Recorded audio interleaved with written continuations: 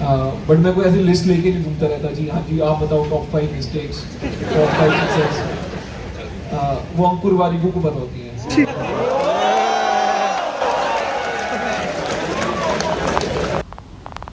IIT में घने चूते होते हैं। लोगों में विजन नहीं है ना, जो मैं देख पाता हूँ देख नहीं पाते लोग, तो वही प्रॉब्लम होगी सर। ये सब दोगलापन, मैं तेरा दोगलापन उतारता हूँ। दोगलापन का इनका वर्ड वायरल क्या हुआ, इन्होंने पूरी बुक ही लिख डाली। क्रिकेट इंडिया में रिलीजन की तरह, तो फैंटेसी एप्स ने इंडिया में ग्रो क्या किया, इन्होंने अपनी फैंटेसी ऐप लॉन्च कर डाली। शार्क टैंक इंडिया से ऐसा इन्फ्लुएंस कमाया कि हर जगह छा गए। अब गेस्ट लेक्चर्स दे रहे हैं, ऐसी ऐसी स्टेटमेंट दे रहे हैं भाई साहब IIT में घने चूते होते हैं कि लोगों का फायदा नुकसान दोनों हो रहे हैं। और इसलिए ही मुझे ये वीडियो करने की जरूरत पड़ी, क्योंकि मैं अश्नीर की कुछ दी गई स्टेटमेंट्स की मरम्मत करने वाला हूँ। बट मैं कोई ऐसी लिस्ट लेके नहीं घूमता रहता जी। हाँ जी, आप बताओ टॉप 5 मिस्टेक्स, टॉप 5 सक्सेस। वो अंकुर वारिगू को पता होती है। इस सीरीज में जिसका नाम है बेखौफ मरम्मत, इस सीरीज में हम ऐसे सेलिब्रिटीज, ऐसे इन्फ्लुएंसर्स की स्टेटमेंट्स की मरम्मत करेंगे जिनसे कुछ नुकसान भी हो सकता है और कुछ फायदा भी। इस सीरीज में जिसका नाम है बेखौफ मरम्मत, हम करेंगे मरम्मत इस एपिसोड में अश्नीर की कुछ दी गई स्टेटमेंट्स की। तो उनकी दी गई कुछ स्टेटमेंट्स को डिकोड करने से पहले जानते हैं कि अश्नीर है कौन। ये सब दोगलापन, मैं तेरा दोगलापन उतारता हूँ। अश्नीर दिल्ली में बड़े हुए। अब उनकी सारी फैमिली में सारे जॉब वाले थे, पर वो सीए नहीं करना चाहते, तो उन्होंने इंजीनियरिंग करी IIT से। उन्होंने MBA करी फाइनेंस में IIM अहमदाबाद से। उन्होंने कोटक में काम किया, उन्होंने अमेरिकन एक्सप्रेस में काम किया, PC ज्वेलर्स में काम किया, ग्रोफर्स में एज अ CFO रहे, और उसके बाद अपना खुद का वेंचर शुरू किया जहां उन्होंने फाउंड किया भारत पे, जो कि रेवोल्यूशन लाया फिनटेक इंडस्ट्री में। उसके बाद भारत पे के फाउंडर्स ने ही उनको वहां से निकाल दिया, क्योंकि कुछ ऐसी चीजें सामने आई जैसे कि एक वायरल कॉल या लेजेंडली अश्नीर कोटक के एक एम्प्लॉय को गाली दे रहे थे क्योंकि वो फाइनेंस नहीं करवा पा रहे थे नायका के IPO के लिए।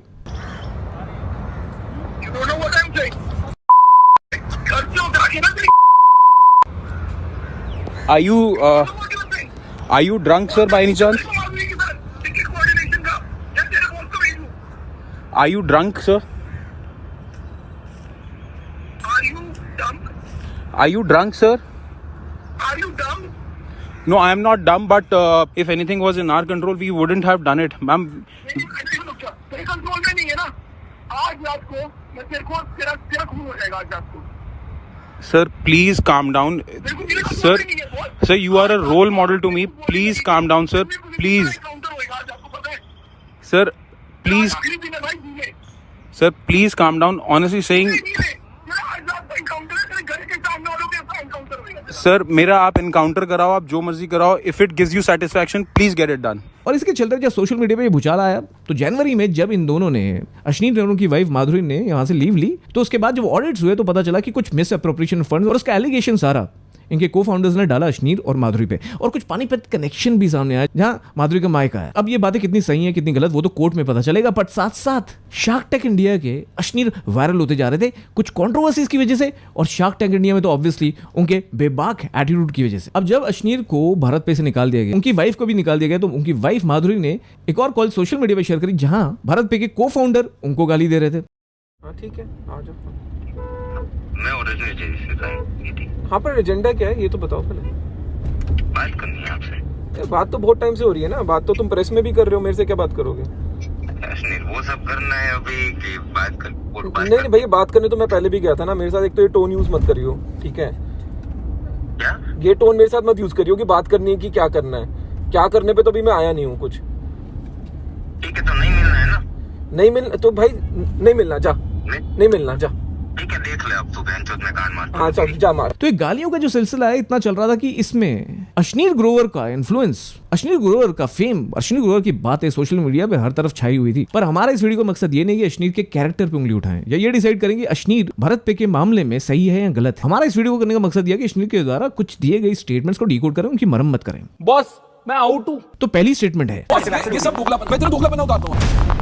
अब अश्नीर यहाँ कहते हैं कि धंधे की भाषा बोलता हूं मैं। वो ना हमने बिजनेस की लैंग्वेज को इंग्लिश बना लिया है, धंधे की लैंग्वेज हिंदी है। मैं धंधे की लैंग्वेज बोलता हूँ, धंधे वाले को मेरी भाषा समझ आती है, उसको मेरी रिस्पेक्ट है। जो इंग्लिश स्पीकिंग बंदे हैं ना, उनको लगता है बॉस क्रूडनेस है इस बंदे में। मतलब how can he not be refined, मतलब ये IIM गया था, उसके बाद भी ऐसा ही है।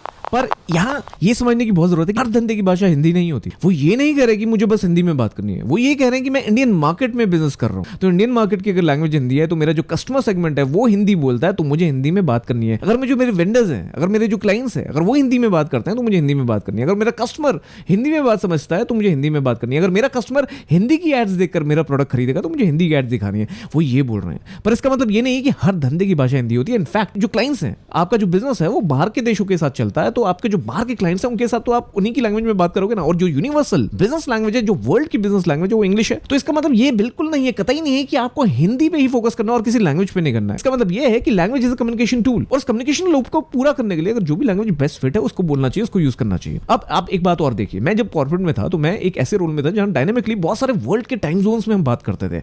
कई ऐसी कॉन्फ्रेंस कॉल्स होती थी जहां सारे देश के हर एक कोने से लोग जुड़ते थे। तो अगर मैं वहां हिंदी में बात करूंगा तो कोई नहीं समझेगा, पर अगर मैं इंग्लिश में बात करूंगा तो चाइनीज भी समझेगा, जापानीज भी समझेगा, लैटिन अमेरिकन भी समझेगा, अमेरिकन, यूके वाला, ऑस्ट्रेलियन सब समझेंगे। सो ये बात की कॉमन सेंस, ये बात की बिजनेस सेंस होनी चाहिए। और एक और बात बताता हूं मैं, हिंदी पे बहुत प्राउड होना चाहिए। जो भी आपकी मातृभाषा है, जो भी आपका डायलेक्ट है, उस पर प्राउड होना चाहिए। जो भी आपकी रीजनल लैंग्वेज है उसको आपको फर्स्ट प्रायोरिटी देनी चाहिए। पर जब बिजनेस करें, जब जॉब करें, जब काम करें, तो वो लैंग्वेज बोलें जो आपका कस्टमर समझे, वो लैंग्वेज बोलें जो आपका वेंडर समझे, वो लैंग्वेज बोलें जो आपका क्लाइंट या स्टेक होल्डर समझे। और अगर आपको बिजनेस करना है, काम करना है, जॉब करनी किसी MNC में, जहां बहुत सारे ऐसे लोगों से मिलते हो जो अलग अलग कंट्री से आते हैं, अलग अलग कल्चर से आते हैं, तो आपको बहुत जरूरत है इंग्लिश सीखने की। कई बार ना हम ये सोचते हैं कि इंग्लिश पढ़ने से, बुक्स पढ़ने से हम सीख जाएंगे या मूवीज देखने से हम सीख जाएंगे। पर एक बात बताओ, जब आपको स्विमिंग सीखनी होती है तो आप स्विमिंग की वीडियोस देखकर सीख जाओगे? नहीं ना, उसके लिए आपको पानी में कूदना पड़ेगा। ऐसे ही अगर इंग्लिश में फ्लुएंसी पानी, तो नेटिव स्पीकर्स के साथ जितनी ज्यादा कॉन्वर्सेशन करोगे उतने अच्छे ढंग से कॉन्फिडेंस आएगा, उतने अच्छे ढंग से बात कर पाओगे, सारे मैनर्स सीख पाओगे। तो थोड़े दिनों में ही लोग आपको बोलेंगे कि भाई ये क्या हो गया,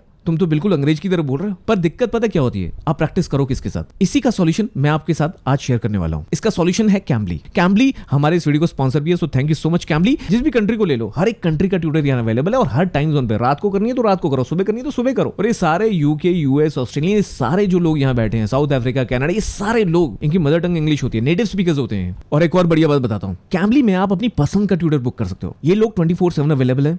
बहुत सारी कंट्रीज से आपके ट्यूटर अवेलेबल रहते हैं, किसी भी कंट्री से कोई भी बुक कर सकते हो। It's your choice. मेरा मन था इनके साथ ट्यूशन लेने का, तो मैंने ले ली। That's lovely. Thank you. Yeah. So thank you so much for all the help. Oh, great. Well, you're welcome, and it was great to meet you. Maybe I'll see you again sometime here. Take care. Take care, bye. देखा, अब तुम्हें सबसे अच्छी बात बताता हूँ, और तुम्हें भी ट्रायल में लेनी है क्लास, तो तुम भी ले सकते हो क्लास। 15 मिनट का ट्रायल सेशन बुक कर सकते हो केवल 9 रुपए में। आज ही मौका है, जाने मत देना भाई। 101 क्लास बुक करो या ग्रुप क्लास भी बुक कर सकते हो, जिसमें कई डिफरेंट कंट्रीज से स्टूडेंट साथ में जुड़ेंगे आपके। मजा ही मजा। ये अपने पैसे टिंडर फिंडर बम्बल चंबल पे लगाने के बजाय यहाँ लगाओ बातों की बातें, लर्निंग की लर्निंग, है ना। तो जल्दी जाओ और ट्रायल बुक करो, लिंक डिस्क्रिप्शन में है। ये सब दोगलापन, मैं तेरा दोगलापन उतारता हूँ। Failure teaches you nothing. वो ना बहुत लोग ज्ञान देते हैं, मैं फेल हो गया बट मैंने बहुत कुछ सीख लिया। अब 1 घंटा सीख लिया तूने। मतलब अश्नीर कह रहे हैं कि फेलियर कुछ नहीं सिखाता। अब ये ना बड़ा सुपरफिशियल चीज है जो अश्नीर ने बोला, जो पूरी उनकी एक्सप्लेनेशन अगर आप ये देखोगे बार बार तो आप समझोगे कि यहाँ कुछ ना कुछ मिसिंग है। जो मिसिंग है वो आपको शायद समझ नहीं आएगा, तो मैं आपको बताता हूँ। तो सही मायने में अगर फेलियर को समझा जाए ना, तो failure I would say is an opportunity. Failure एक ऐसी चीज है जो आपको सबसे ज्यादा सिखाता है, आपको हम्बल करता है। और सही मायने में फेलियर को समझा जाए तो it's nothing derogatory, it's no negative, it's actually an opportunity. उसका साफ मतलब है कि आपको शायद थोड़ा प्रैक्टिस करने की जरूरत है। उसका साफ मतलब है कि शायद जो स्किल चाहिए आपके गोल्स को पूरा करने के लिए वो अभी नहीं है, उसमें कुछ गैप है। वो गैप आपको बताता है। It makes you aware, it gives you an opportunity to learn and grow, it makes you humble. कई बार हम बहुत एरोगेंट हो जाते हैं, कई बार हम बहुत कॉन्फिडेंट हो जाते हैं, हमें लगता है हमें सब कुछ आता है। पर फेलियर आपको ये बताता है कि अभी कुछ सीखने की जरूरत है। वो आपको बताता है कि आप में अभी भी क्या कमी है जिससे आपको उसको पूरा कर पाओ। फेलियर आपका इमोशनल क्वेश्चन बढ़ाता है, जिससे आप और ज्यादा टफ हो जाते हो। फेलियर आपको बहुत कुछ सिखाता है, आपकी मिस्टेक्स आपको बताता है, उनको आपके सामने लाके रख देता है जिससे आप उनसे सीखें। पर इसलिए इस स्टेटमेंट की मरम्मत करना बड़ा इंपॉर्टेंट था गाइस, क्योंकि कोई भी ऐसा इंसान नहीं है, इनफैक्ट मशीन भी नहीं है जो कभी फेल ना हो। मशीन भी फेल हो जाती है ज्यादा चलने से। और अगर एआई की भी बात करें तो अगर कोई नया सिनेरियो आ जाए जो कोड में नहीं था, तो एआई का भी प्रोग्राम फेल हो सकता है। ये सब दोगलापन, मैं तेरा दोगलापन उतारता हूँ। अब यहाँ श्रीर गुरोवर ये बता रहे हैं कि कैसे उन्होंने विराट कोहली को साइन नहीं किया अपने ब्रांड के लिए, पर बाकी की पूरी टीम को कर लिया। मैंने बोला एक काम कर, जितना तू मेरे को कोहली बेच रहा था ना, उसको डिवाइड बाय 2 कर, इस नंबर पे मेरे को 11 बाकी प्लेयर ला दे। और मैंने वही डील करी, फिर 11 प्लेयर लिए कोहली डिवाइडेड बाय 2 के नंबर पे। ठीक है, लोगों में विजन नहीं है ना, जो मैं देख पाता हूँ देख नहीं पाते लोग, तो वही प्रॉब्लम होगी। क्योंकि विराट कोहली 100 रुपए में आते, पूरी टीम भी 100 रुपए में आ रही है। पर यहाँ एक चीज जो अश्नीर ग्रोवर है वो भूल गए, जितने भी मार्केटिंग ग्रेजुएट्स अगर वो देख रहे हैं तो एक बात को समझना बड़ा इंपॉर्टेंट है, इस स्टेटमेंट की मरम्मत करने की जरूरत है, क्योंकि एक कॉन्सेप्ट होता है ब्रांड वैल्यू का। तो जो विराट कोहली की ब्रांड वैल्यू है वो है 1000, तो 100 रुपए में आपको 1000 की ब्रांड वैल्यू मिल रही है, पर जो पूरी टीम है उनकी मिला के भी विराट कोहली के बिना जो ब्रांड वैल्यू है वो 200 से ज्यादा नहीं होगी। तो अगर आप विराट कोहली पे इन्वेस्ट करते हैं 100 रुपए तो आपको 1000 की ब्रांड वैल्यू मिलती है, पर आप पूरी टीम पे करते हैं विराट कोहली के बगैर तो आपको 200 की मिलती है, तो 800 का आपको एक्चुअली लॉस होता है। तो आपको हमेशा ये समझना पड़ेगा कि कौन सा इन्फ्लुएंसर आपके ब्रांड के लिए सही है, उसकी ब्रांड वैल्यू क्या है, और सबसे इंपॉर्टेंट बात यह है कि जो लोग हैं वो कितना इन्फ्लुएंस होते हैं उससे। इसी का एक और एग्जांपल देता हूं, लगान मूवी तो आपने देखी होगी, तो लगान की मूवी में लगान की पूरी टीम में अगर आप आमिर खान को निकाल दें तो ब्रांड वैल्यू या इन्फ्लुएंस वैल्यू कहां चली जाएगी, और जैसे ही आमिर खान का चेहरा सामने आता है तो इन्फ्लुएंस और ब्रांड वैल्यू कहां चली जाएगी। बातों को इतने सुपरफिशियल ढंग से, इतने स्ट्रेट फॉरवर्ड ढंग से नहीं समझा जाता। यू हैव टू फिट की कॉन्टेक्स्ट क्या है, सिचुएशन क्या है, सिनेरियो क्या है। ये सब दोगलापन, मैं तेरा दोगलापन उतारता हूं। मेरे को आज तक एक बंदा दिखा दे जो बोल रहा हो कि मेरे को ना मेरी कंपनी ले गई कोर्ट और कोर्ट ने मेरे अगेंस्ट ऑर्डर दे दिया कि मैंने 3 महीने का नोटिस पीरियड बोला था, मैं तो चला गया अगले दिन, है ही नहीं। अब जब कंपनी लिख रही है ना 3 मंथ नोटिस पीरियड, ये भाई तू अगले दिन उठ के चले जा, वो कुछ नहीं उखाड़ सकते।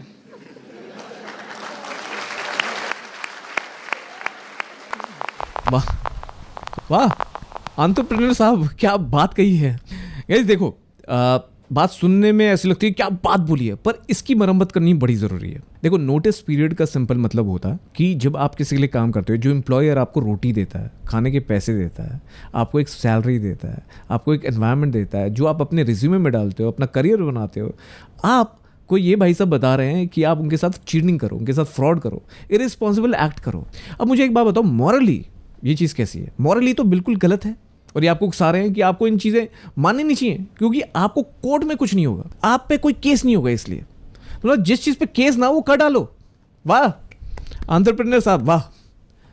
एक बात बताओ अश्नीर भाई साहब, आपने क्रिकपे लॉन्च करी है, क्रिकपे के सारे एम्प्लॉयज़ अगर कल उठ के चले जाएं, आप क्या करोगे? मुझे ये नहीं पता कि आपकी जो कॉल है वो फेक है या जेन्युइन है, पर जिस तरह से आप बात करते हो आपको गुस्सा नहीं आएगा, आप कुछ भी नहीं बोलोगे, कुछ नहीं रिएक्ट करोगे। भाई तू आया है, अगर बकवास कर रहा है तो फिर सुन के जा, या तो फिर तू इतना अच्छा काम करके आया है कि मेरे से पैसे लेके जा, तो it has to be either of the. तो अगर क्रिकपे के सारे एम्प्लॉइज कल को चले जाते हैं और आपका बिजनेस स्टॉल्ड हो जाए, और वो वाले एम्प्लॉइज चले जाते हैं जिनको अभी आपने इंसेंटिवाइज किया है, जिनको आपने रेज दिया है, जिनको आपने प्रमोट किया है, जिन पे आपने ट्रस्ट करा है, जिनको आपने ट्रेन किया है, वो कल को ही चले जाएं, तो क्या आप अपना इंटरेस्ट प्रोटेक्ट नहीं करोगे? Also guys, it's a very small world. Job world is not a very very big world. सब एक दूसरे को जानते होते हैं। मेरी लिंक्डइन प्रोफाइल देखना, आपको अपना बॉस भी मिल जाएगा मेरे कनेक्शंस में, और मिल जाएगा तो आ जाके कमेंट करना। 1-2 लोग जो मुझे ट्रोल कर रहे थे उनको तो मैंने लिंक्डइन पे ही पकड़ा था, ऑब्वियसली उनके बॉस को कहा था कि भाई छोड़ दियो। तो it's a very small world. आपको अपनी रेपो प्यारी है, अगर आपको लॉन्ग टर्म में अपना करियर बनाना है तो ऐसी गलतियां तो बिल्कुल मत करना। इसलिए इस स्टेटमेंट की मरम्मत बड़ी जरूरी थी। आप मुझे अपने व्यू पॉइंट्स कमेंट्स में जरूर बताना कि आपको क्या लगा इस बारे में। I don't know what it is, because he is been a very very big businessman. 3 unicorns यार, बहुत बड़ी बात होती है। ये सब दोगलापन, मैं तेरा दोगलापन उतारता हूं। Toxic culture. अब टॉक्सिक कल्चर, अगर बिजनेस अच्छा हो तो उसके बारे में नहीं सोचना चाहिए। ये ना टॉक्सिक बहुत सही वर्ड है। ये भी, इसका भी हिंदी में कोई वो नहीं है, पर्यायवाची नहीं है, ठीक है। ये भी वो क्या कहते हैं, बर्नआउट की तरह अडॉप्टेड कल्चर है कि यार बड़ा टॉक्सिक कल्चर है यार, मतलब बॉस अच्छा नहीं है, पता नहीं हमको गुलामों की तरह ट्रीट करते हैं, ये करते हैं वो करते हैं। मेरे को ये लगता है कि अगर आपके पास अच्छा बिजनेस है, लोगों के पास ऐसी फालतू चीजें सोचने का टाइम ही नहीं होना चाहिए। ये बहुत ही ज्यादा डेंजरस स्टेटमेंट है। क्या ये कॉल डिटेल में कस्टमर के साथ जितनी भी बात हुई है वो 2 मिनट से ज्यादा एक्सीड ही नहीं हुई? क्यों? क्योंकि मैं 2 मिनट के अंदर सॉल्व कर पाता हूँ कस्टमर की प्रॉब्लम। अच्छा, तो तुम्हें लगता है कि 8 साल से जो कॉल सेंटर की इंडस्ट्री में मैं हूँ, मुझे कुछ भी आके इम्पॉसिबल से बोलोगे और मैं मान लूंगी? मैम, अगर आपको झूठ लग रहा है तो आप कॉल रिकॉर्डिंग चेक कर लीजिए। Shut up. हर बात का जवाब दे देने से सही नहीं हो जाते हैं। जाओ, जैसे सिखाया मैंने वैसे करो।